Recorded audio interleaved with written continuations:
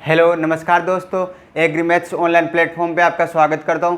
दोस्तों हम जो आज सब्जेक्ट लेके चल रहे थे, अपना जो एक लेक्चर कंप्लीट हुआ और अपना जो आज सेकंड लेक्चर है, ठीक है। अपन कौन सी सब्जेक्ट लेके चल रहे थे आपको पता है, ह्यूमन वैल्यू एंड एथेटिक्स। तो अपन ह्यूमन वैल्यू एंड एथेटिक्स पहले लेक्चर की तरफ अपन जो कि अपने पास जो वैल्यू की विशेषताएं देख लिए थे, वैल्यू की परिभाषा देख ली, एथेटिक्स क्या है, एथेटिक्स की विशेषताएं देख लिए थे और अपन गोल भी देख लिए थे कि गोल की क्या क्या महत्व है, गोल के कितने प्रकार होते हैं, मतलब वैल्यू के कितने प्रकार होते हैं। तो अपन पहली क्लास के अंदर चर्चा कर लेते हैं कि अपने को कितना क्या पढ़ना है, ठीक है। तो अपन आज नेक्स्ट क्लास की तरफ चलते हैं। नेक्स्ट क्लास की तरफ चलने से पहले आपको मैं बता दूं, जो इसका अपने को जो ह्यूमन वैल्यू का कोड होता है वो कोड होता है HVE11। HVE11 का मतलब होता है कि BSc एग्रीकल्चर फर्स्ट ईयर के फर्स्ट सेमेस्टर का फर्स्ट कोर्स, ठीक है।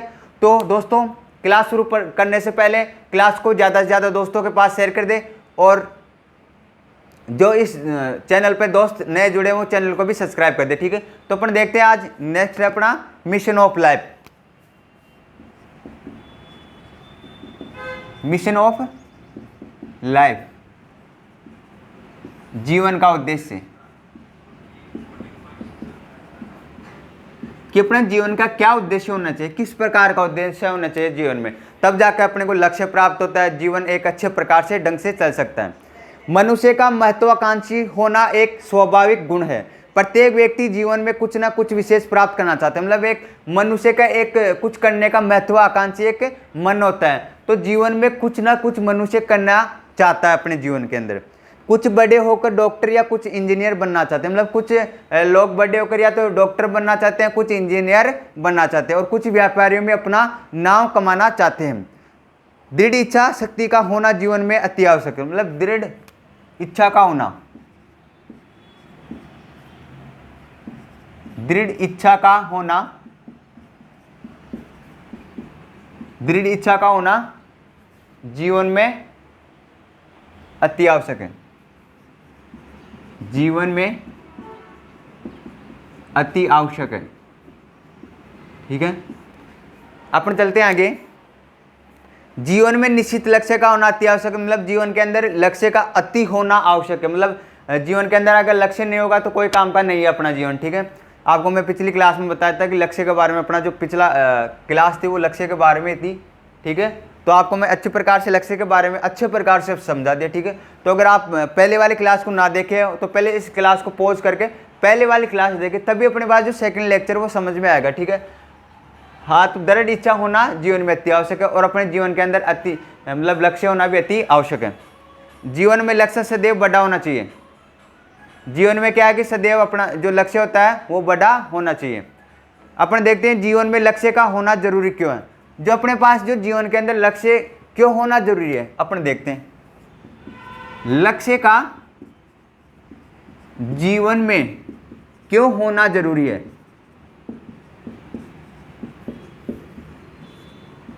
क्यों होना जरूरी है, अपन देखते हैं कि अपने जीवन के अंदर लक्ष्य का क्यों होना जरूरी है।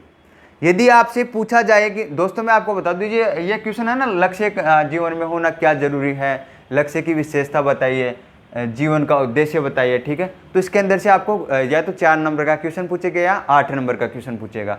आपको मैं बता दूं इसका क्रेडिट तो नहीं जुड़ेगा, अगर आपके इसमें बैक आ सकती है, क्योंकि काफ़ी दोस्तों की इसमें बैक भी आ जाती है, क्योंकि इसको हल्के में ले देते कि ह्यूमन वैल्यू की ना तो क्रेडिट है ना कोई नंबर वगैरह जुड़ेंगे, ठीक है। तो मैं आपको बता दूं इसको हल्के में ना ले, आप जैसे उन सब्जेक्टों की तैयारी करें, हाँ ऐसे जरूर है कि जो उनकी थोड़ी क्या है कि ज़्यादा तैयारी कर ले और इसको मतलब उनको अगर 3 घंटे दे रहे हो तो इसको 1.5-2 घंटा तो देवे, ठीक है। जब जाके अपने पास जो है ये बैक नहीं आएगी, अन्यथा इसको सरल ना समझे, इजी वे में ना ले।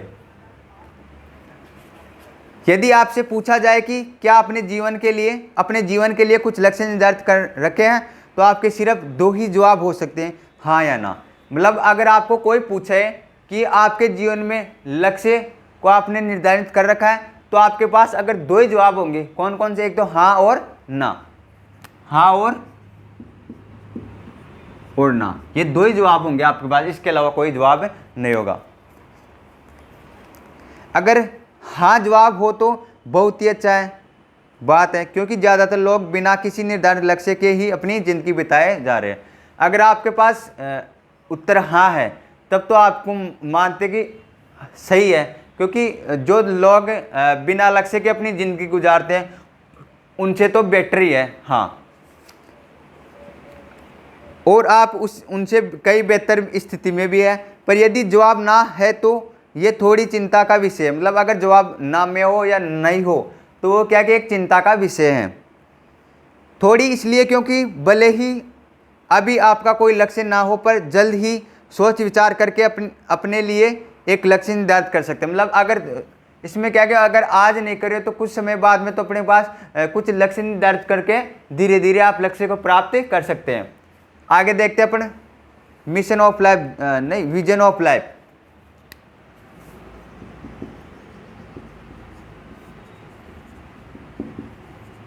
विजन ऑफ लाइफ का मतलब जीवन की दृष्टि, जीवन की दृष्टि।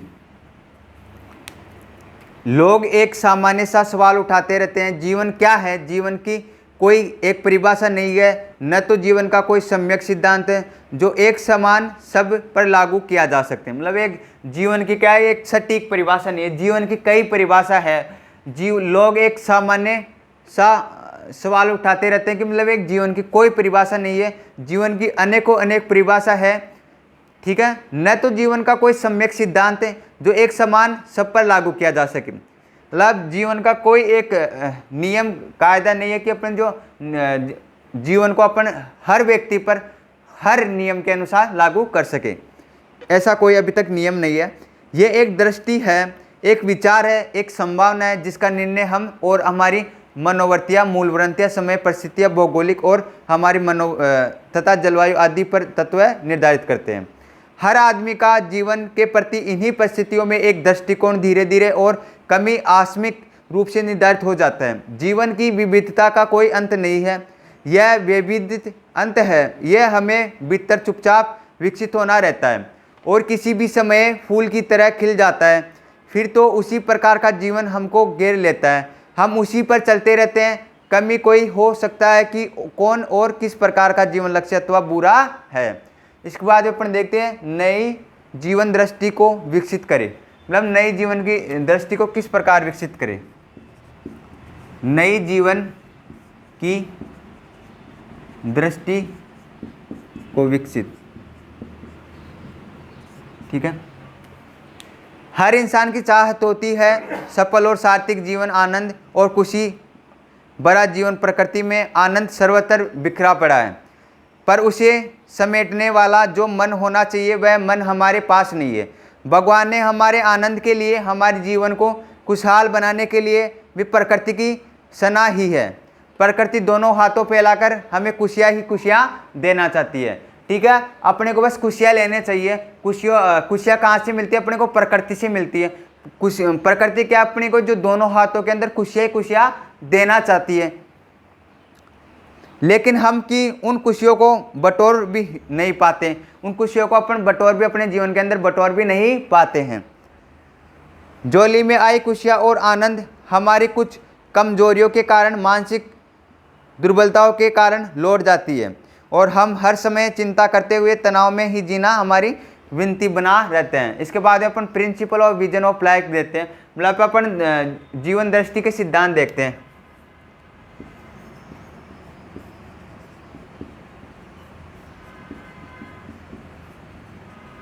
सिद्धांत देखते हैं अपन जीवन दृष्टि के, विजन ऑफ लाइफ प्रिंसिपल। समय के आरंभ में से हम स्वयं को विभिन्न तरीकों से वर्णित और श्रेणीबद्ध करने का प्रयास करते हैं। दोस्तों इसके अंदर क्या कि एक तो ना तो लिखाने की है ना और आपको समझाने की है। जो जहाँ पे समझाने की आएगा मैं आपको समझा के पढ़ा दूंगा, ठीक है। और जैसे जैसे मैं बोल रहा हूँ वैसे वैसे आप नोट्स बनाते जाए, ठीक है। प्राचीन सभ्यताओं के 4 स्वभाव अशाब्दी, तनुकु मजाली, विषादपूर्ण और आवेगहीन, ये 4 कारण हैं। लेकिन मनोविज्ञान की नवीनतम उन्नतियों से लोग मनुष्य के व्यक्तिगत जैसे जटिल और परिवर्तनशील चीज़ों को एक पूर्ण रूप से परिभाषित मॉडल से फिट करने के लिए एक अच्छे विश्वसनीय तरीके की तलाश में विचलित रहे हैं। हम अभी भी एक ऐसे मॉडल से थोड़ी दूर है, हालांकि वर्तमान मॉडल हमारे व्यक्ति के अधिकांश गुणों को सम्मिलित करते हैं और अक्सर विश्वसनीयता के साथ अनुमान लगा सकते हैं कि हम विशिष्ट स्थितियों में किस प्रकार का बर्ताव कर सकते हैं। हमारे दृष्टिकोण के जड़े दो अलग दर्शनों में शास्त्र है। दोस्तों मैं आपको बता दूं, जो प्रिंसिपल ऑफ विजन की लाइफ है, ठीक है, vision of life of principle, इसके अंदर से आपको या तो 6 नंबर का या आपको 8 नंबर का क्वेश्चन पूछ सकता है, ठीक है, क्योंकि ये बहुत ही इंपॉर्टेंट क्वेश्चन है। तो यहाँ से क्वेश्चन बन सकता है कि अपने को जीवन दृष्टि की जो सिद्धांत है उसको समझाइए या बताइए। इसके बाद में बड़ा भी बहुत है, इसने हमारे सिद्धांतों सहित अनेक सिद्धांतों को प्रेरित किया है। युग के मुख्य योगदानों में अंतर्मुखता और बहिर्मुखता के सिद्धांतों का विकास शामिल। उन्होंने यह सिद्धांत बनाया कि हमने से एक प्रत्येक व्यक्ति इन दोनों में से एक श्रेणी में आता है, या तो हम भीतरी दुनिया पर केंद्रित होता है या बाहरी दुनिया पर। आज के दौर में इन शब्दों को आमतौर पर अलग तरह परिभाषित किया जाता है, जिसके अनुसार बहिर्मुखता को सामाजिक कौशल के समानार्थक माना जाता है, परंतु युग की मूल परिभाषा इस पर बात पर केंद्रित थी कि व्यक्ति अपनी ऊर्जा कहाँ से प्राप्त करता है, इस अर्थ में अंतर्मुखता थी।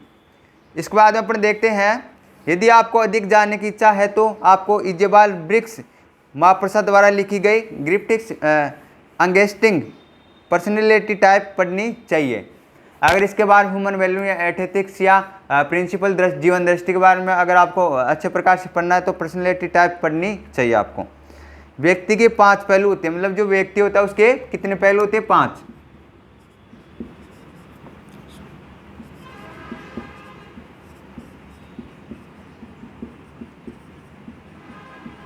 व्यक्ति के 5 पहलू होते हैं। 5 पहलू कौन कौन से? एक तो हो गया अपना मस्तिष्क,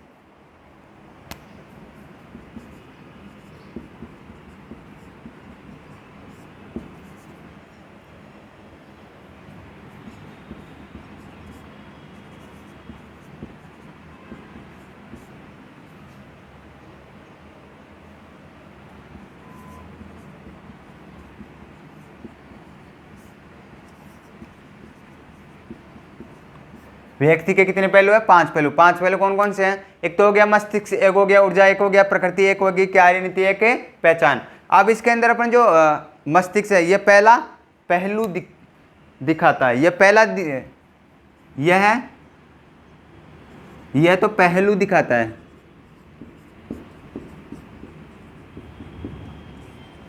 मतलब ये पहलू दिखाता है, मस्तिष्क से पहलू दिखाता है आपको, ठीक है।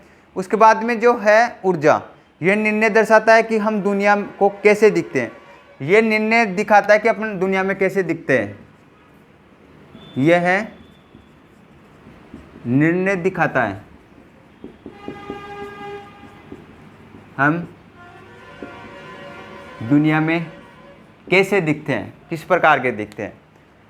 प्रकृति, यह है पहलू इस बात को दर्शाता है कि हम अपनी भावनाओं को कैसे संभालते हैं।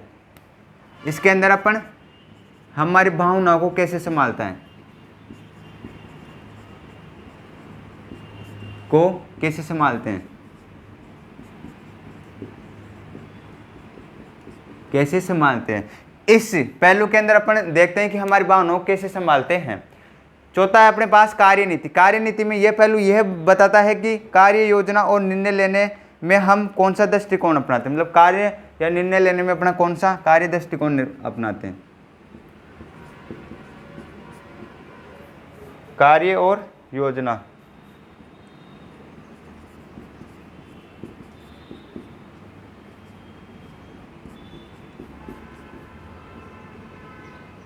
कौन सा दृष्टिकोण अपनाते हैं।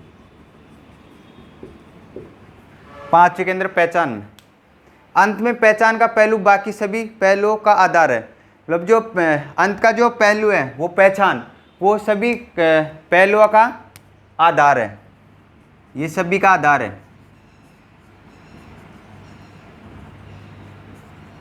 क्या है? सभी का आधार। इसके बाद में है philosophy of vision of life. Philosophy का मतलब होता है दर्शन शास्त्र कि जीवन दृष्टि के अंदर दर्शन शास्त्र। इधर देख लेते अपन, एक बार इसको मिटा देता हूँ मैं, इसको उतार लीजिए आप एक बार।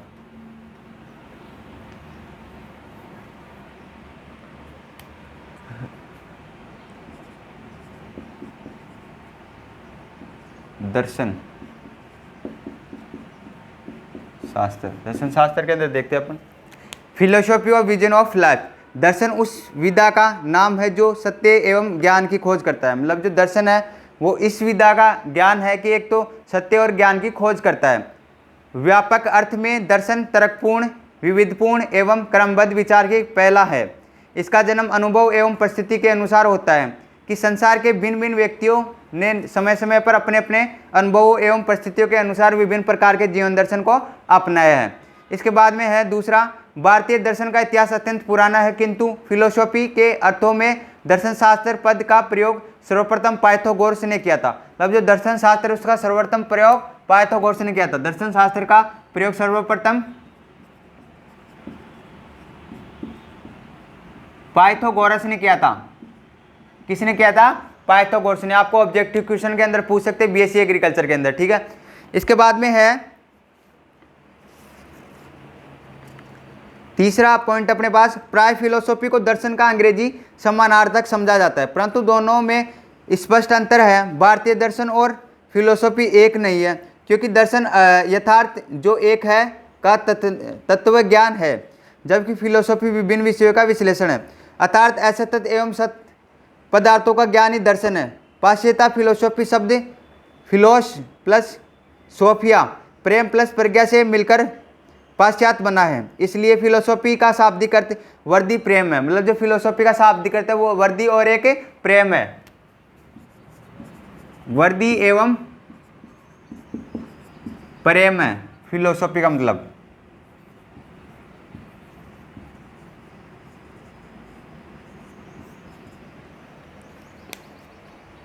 भारतीय दर्शन का आरंभ वेदों से होता है। वेद भारतीय धर्म, दर्शन, संस्कृति, साहित्य आदि सभी के मूल स्रोत हैं। आज भी धार्मिक और सांस्कृतिक कार्यक्रमों में के अवसर पर वेद मांगों का गायन होता है। हिंदू धर्म में दर्शन अत्यंत प्राचीन परंपरा रही है। वैदिक दर्शनों में दर्शन शास्त्र अधिक प्रसिद्ध और प्राचीन है। गीता का मुर्गवाद भी इनके समकालीन है। प्रदर्शनों को आस्तिक दर्शन कहा जाता है। इसके बाद में है जो अपने पास इसके हैं जो फिलोसॉफी के वो कितने प्रकार हैं। एक तो न्याय दर्शन हो गया, योग दर्शन हो गया, वैश्विक दर्शन हो गया, संख्या दर्शन हो गया, सीमांत दर्शन हो गया, वेदांत दर्शन हो गया, चार्वाणिक दर्शन हो गया, ठीक है। तो अपन देखते हैं, पहला है अपने पास है एक्सप्लेनेशन। अपन एक्सप्लेन करते हैं इसका। शव अन्वेषण का शोध। अपन शव अन्वेषण का शोध देखते हैं एक बार।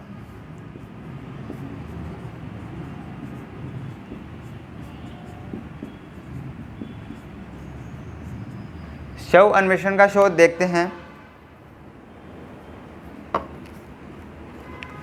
अन्वेषण या शोध शब्द अंग्रेजी के एक्सप्लोरेशन या रिसर्च का हिंदी अनुवाद है। यह दो शब्द री और सर्च से मिलकर बना होता है। री का अर्थ होता है पुनः और सर्च का मतलब होता है खोज करना। इस तरह इन दोनों शब्दों का अर्थ होगा पुनः खोज करना। मतलब रिसर्च का मतलब क्या होगा? पुनः खोज करना अर्थ। इसके बाद में अपन डेफिनेशन देखते हैं शव अन्वेषण शोध की। रेडमैन और मोरी ने अपनी किताब द रोमांस ऑफ रिसर्च में अन्वेषण या शोध का अर्थ इस प्रकार स्पष्ट करते हैं हुए लिखा है कि नवीन ज्ञान की प्राप्ति के व्यवस्थित प्रयत्न को हम अन्वेषण या शोध कहते हैं। अब इसके टाइप देखते हैं अपन। इसके 3 प्रकार होते हैं। 3 प्रकार कौन से हैं?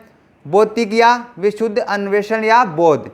अन्वेषण या शोध के इस प्रकार में सामाजिक जीवन या घटना के संबंध में मौलिक सिद्धांतों और नियमों का अनुसंधान किया जाता है। इसका उद्देश्य नए ज्ञान की प्राप्ति और बढ़ोतरी के साथ पुराने ज्ञान की पुनः परीक्षा द्वारा उसका शुद्धिकरण होता है। इसके बाद में दूसरा जो टाइप है इसका व्यावसायिक शोध। व्यावसायिक शोध के अंदर दे रखा है पीवी यंग के अनुसार खोज का एक निश्चित संबंध लोगों की प्राथमिक आवश्यकताओं और कल्याण से होता है। सिद्धांत और व्यवहार आगे चलकर बहुआ एक दूसरे से मिल जाते हैं। इसी मान्यता के आधार पर सामाजिक अन्वेषण या शोध के दूसरे प्रकाश को व्यावहारिक शोध कहा जाता है। अब इसके बाद जो तीसरा टाइप है क्रियात्मक शोध। क्रियात्मक शोध के अंदर क्या होता है? जब सामाजिक शोध अध्ययन के निष्कर्षों को क्रियात्मक रूप से देने की किसी भावी योजना से संबंध होता है तो उसे क्रियात्मक शोध कहा जाता है। अध्ययन के समय घटना या समस्या के वास्तविक क्रिया पक्ष पर ध्यान समस्या और घटना के संबंध में ज्ञान, सहयोग की प्राप्ति, रिपोर्ट को आरंभ में ही अंतिम रूप न देना, मतलब जो रिपोर्ट के आरंभ में उसको अंतिम रूप में नहीं देना चाहिए। इसके बाद में अपन देखते हैं अन्वेषण या शोध अभिकल्प का महत्व एवं विशेषता। जो मतलब अन्वेषण है उसका अपन महत्व और विशेषताएं देखते हैं। इसका संबंध सामाजिक शोधों से होता है। जो अन्वेषण होता है उसका शोध क्या है कि एक सामाजिक से संबंध रखता है। अर्थात सामाजिक शोध के दौरान शोध कार्य करने के लिए सामाजिक शोधों का निर्माण किया जाता है। इसके द्वारा सामाजिक घटना का सरलीकरण किया जाता है। ये नियंत्रण का कार्य करती है। ये शोध प्रक्रिया में आगे की परिस्थितियों को नियंत्रित करती है। इस प्रक्रिया में कम खर्च होता है। यह मानवीय श्रम को कम करके समय और सफलता को भी कम करती है। यह बाधा निवारक का काम करती है। ठीक है। इसके बाद में अपन देखते हैं जो अन्वेषण या शोध की समस्या है, अपन इसकी समस्या देखते हैं। तो इसके बाद पहला है अपने पास सौचेतना। चेतना कुछ सौचेतना, पहला आ गया सौचेतना। सौचेतना देखते हैं। इनके अंदर से छोटे छोटे क्वेश्चन पूछते हैं कि सौचेतना की परिभाषा बताइए, सौचेतना का स्थान क्या है, ऐसा पूछते हैं। ठीक है। तो अपन देखते हैं एक बार। ठीक है। चेतना को जीवधारियों में स्वयं के और अपने आसपास के वातावरण के तत्वों का बोध होने, उन्हें समझने तथा उन्हीं बातों का मूल्यांकन करने की शक्ति का नाम है। विज्ञान के अनुसार चेतना वह अनुभूति है जो मस्तिष्क में विज्ञान के अनुसार चेतना वह अनुभूति है जो मस्तिष्क में पहुंचने वाले अभिगामी आवेगों से उत्पन्न होती है। इन आवेगों का अर्थ तुरंत अथवा बाद में लगाया जाता है। ठीक है। इसके बाद में हम सौचेतना का स्थान देखते हैं। बहुत पुराने काल से प्रभावित प्रांतों चेतना के मुख्य इंद्रियत अथवा प्रमुख स्थान माना गया है। इसमें से सभी पूर्वेलात के क्षेत्रों को विशेष महत्व दिया गया है, परंतु फील्ड और तात्पर्य चेतना को नए तरीके से ही समझाते हैं। उन्हें मतानुसार का स्थान चेतक, अर्धचेतक और ऊपरी मस्तिष्क के ऊपरी भाग के आसपास रखते हैं। सौचेतना और चरित्र देखते हैं अपन। सौचेतना और चरित्र किस प्रकार है। चेतना और मनुष्य के चरित्र में मौलिक संबंध है। चेतना यह विशेष गुण है जो मनुष्य को जीवन बताती है और चरित्र उनका वह संपूर्ण संगठन है जिसके द्वारा उसके जीवित रहने की वास्तविकता व्यक्ति होती है तथा जिसके द्वारा जीवन के विभिन्न कार्य चलाए जाते हैं। किसी मनुष्य की चेतना और चरित्र केवल उसी की व्यक्तिगत संपत्ति नहीं होती, ये बहुत दिनों के सामाजिक प्रक्रम परिणाम होते हैं। प्रत्येक व्यक्ति अपने वंशाक्रम को स्वयं में प्रस्तुतता करता है। मानव चेतना की 3 विशेषताएं होती है, ज्ञानात्मक, भावात्मक और क्रियात्मक। ठीक है। इसके बाद में अपन देखते हैं मनोविज्ञान की दृष्टि से चेतना मानव में उपस्थित वह तत्व है जिसके कारण उसे भली प्रकार की अनुभूतियाँ होती है। चेतना के कारण ही हम देखते हैं, सुनते हैं, समझते हैं और अनेक विषय पर चिंतन करते हैं। इसी के कारण हमें सुख दुख की अनुभूति भी होती है और हम इसी के कारण अनेक प्रकार के निश्चित करते हैं तथा अनेक पदार्थों की प्राप्ति के लिए चेष्टा करते हैं। ठीक है दोस्तों, मैं जैसे जैसे बोल रहा हूँ आपको साथ साथ उतारते जाइए क्योंकि बोर्ड पर करवाने की कोई क्रिया नहीं इसके अंदर। ठीक है। चेतना के 3 स्तर माने जाते हैं। मतलब जो चेतना उसके 3 स्तर कौन कौन से अपन देखते हैं। चेतन वे बातें जिनके द्वारा में सोचते हैं, समझते हैं और कार्य करते हैं। चेतन तो वो होता है कि जिसके बारे में किसी कार्य के बारे में अपन सोचते हैं, करते हैं। ठीक है। और अवचेतन होता है, इसमें बातें आती है, इसके अंदर जो बातें आती है वो अपन बातें करते हैं जिनका लक्षण ज्ञान हमें नहीं होता, जिसके अंदर अपने कोई ज्ञान नहीं होता उसकी बातें करते हैं। अब अचेतन का मतलब होता है परंतु समय पर याद आ जाती है। मतलब इसके अंदर समय पर तो याद आ जाती है परंतु इसमें ये बातें आती है जिन्हें हम भूल चुके हैं। मतलब इसके अंदर जो वह बातें आती है जिसको अपन भूतकाल के अंदर भूल चुके हैं और हमें याद नहीं आती है। ठीक है। इसके बाद में आज की क्लास अपन यहीं समाप्त करते हैं। ठीक है दोस्तों, तो अगर मेरी क्लास अच्छी लगी हो तो क्लास को ज़्यादा से ज़्यादा दोस्तों के पास शेयर कीजिए और चैनल को ज़रूर सब्सक्राइब कीजिए। ठीक है। और चैनल को क्लास को लाइक ज़रूर कीजिए। ठीक है दोस्तों, जब तक जय हिंद, जय भारत। मिलते हैं फिर एक बार अगली क्लास में। धन्यवाद दोस्तों।